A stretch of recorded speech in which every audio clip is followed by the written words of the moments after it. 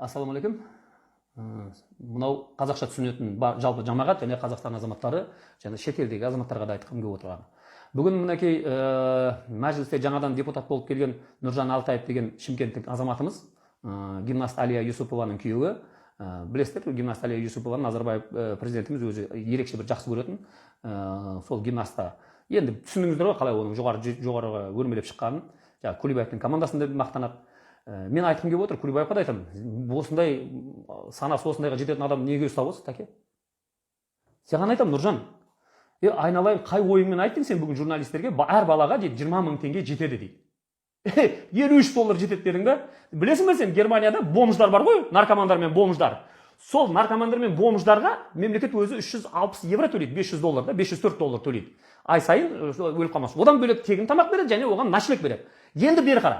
Сол бомжды мынау айналадағы халықпен араласып, өзінің жаңағы әлеуметтік ортада жоғалтып алмас үшін оған ит бағуға рұқсат етеді. Ол итке Германия мемлекеті күніге 3-5 евро береді. Яғни 5 евродан алайық, 5 еврода €150, $210, $210 80 мың теңге.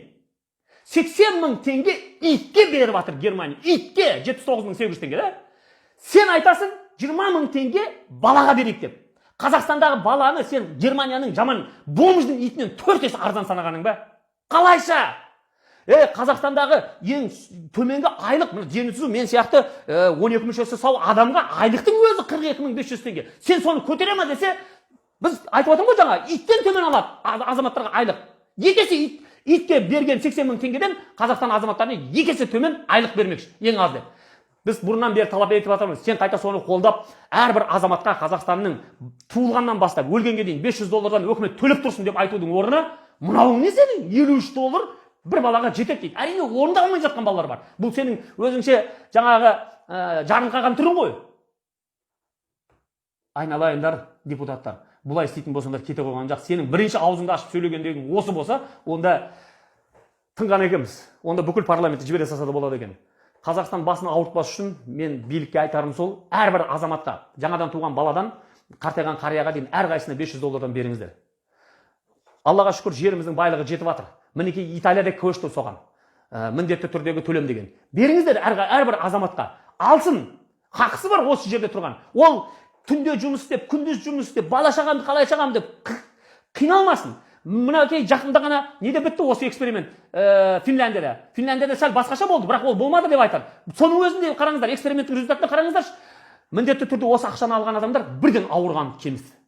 Ол адамдардың көңіл жайы ғылыммен, мәдениетмен айналыса бастады. Оны алмаған адамдардан гөрі. Мінекей бұл адамдар, егер біз мемлекеттің негізгі байлығы халық дейтін болсақ, неге халыққа ақшаны бермеске? Иттен төмен санағандарың ба? Иттен төмен санағандарың ба? 190 мың теңге алады Германияның бомжы.